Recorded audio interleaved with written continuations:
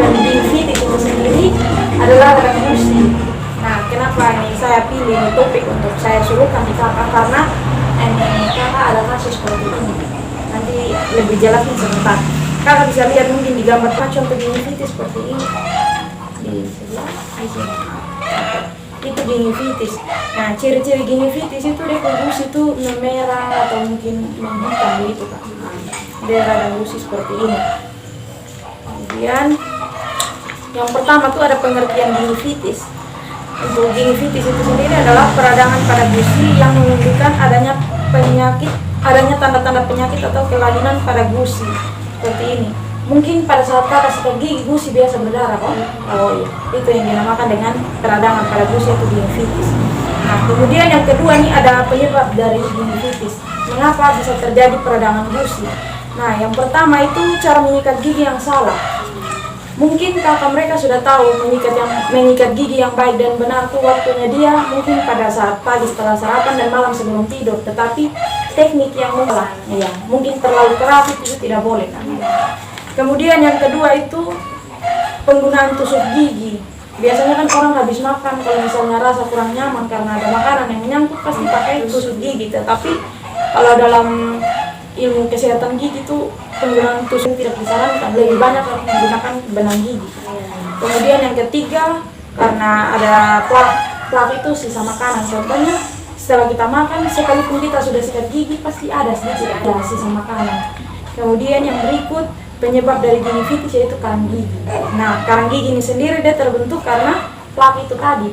Kalau misalnya plak itu lama-kelamaan dia tidak dibersihkan, dia akan mengeras dan terbentuk yang namanya karang gigi.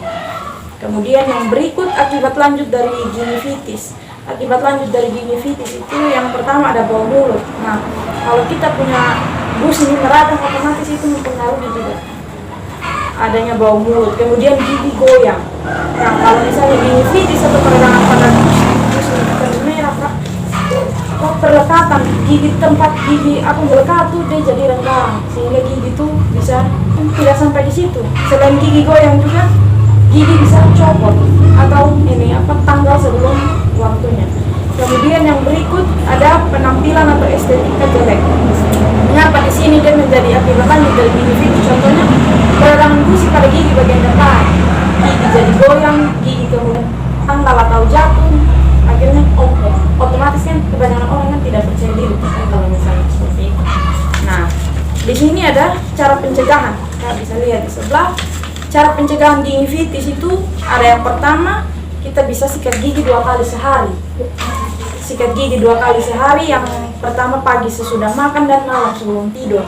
Setelah itu bukan hanya kita tahu waktunya saja, tetapi kita harus tahu durasinya dia seperti apa. Durasi menyikat gigi itu minimal 2 menit, maksimalnya 5 menit. Tapi kalau lebih dari itu juga tidak apa-apa, mungkin kalau bisa sesuaikan dengan waktu menyikat gigi, tetapi minimalnya 2 menit. Kalau bisa jangan kurang dari 2 menit. Kemudian kurangi mengkonsumsi makanan yang mudah melekat pada gigi.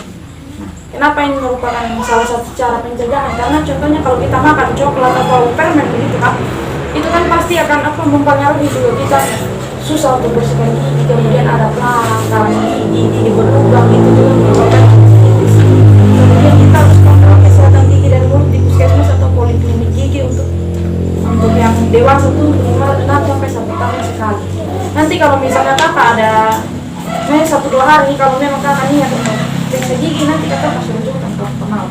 Tapi nanti periksanya di puskesmas sudah praktek. Kemudian yang terakhir kak ada cara perawatan gingivitis. Contohnya kalau kita mempunyai kasus itu peradangan gusi, cara kita merawat supaya dia bisa sembuh begitu. Yang pertama itu kita penggunaan obat kumur atau listerin, kita kumur.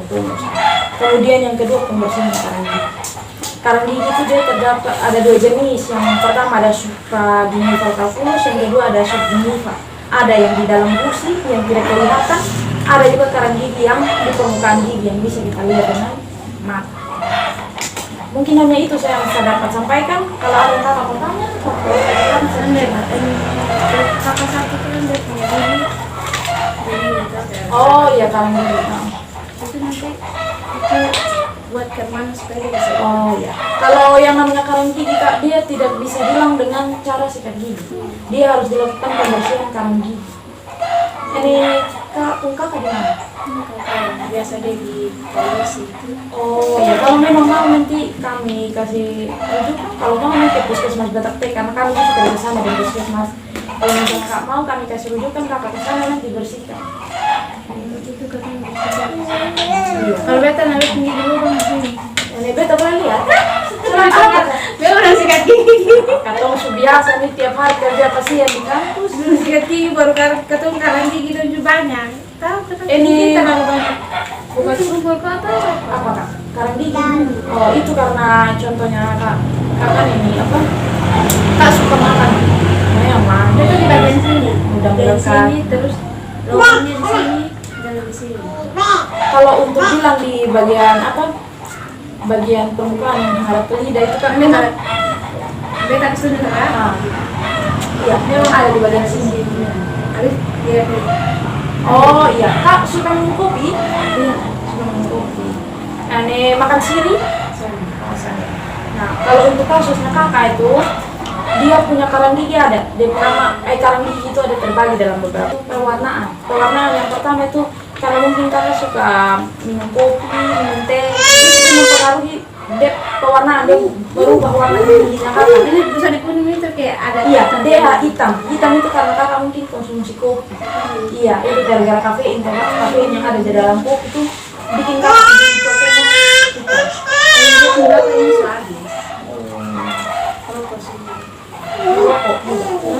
Baru kopi yang terus Oh iya, kalau memang gigi nih, kalau mau dibilang organ tubuh paling keras nih gigi kak. Hanya kalau misalnya dia sudah kena dengan alkohol,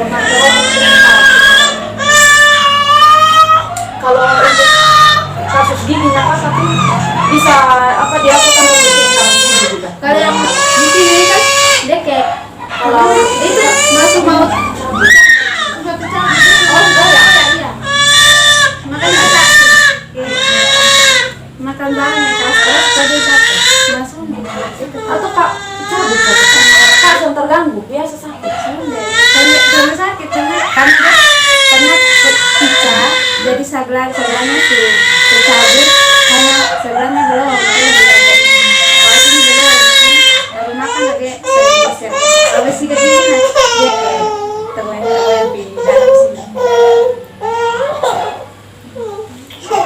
Masih ada yang kakak mau tanya mengenai ini kok? Kadang di sini di rumah sini begitu di rumah semua begitu kalau beta nanti kita bisa ini dengan lubang satu sini dengan di sini hanya beta yang mau diperiksa juga beta katanya biasa malu begitu tapi kalau untuk umur mulut katanya nah Kalau karang gigi itu kan memang dia bisa dikasih bersih dengan cas.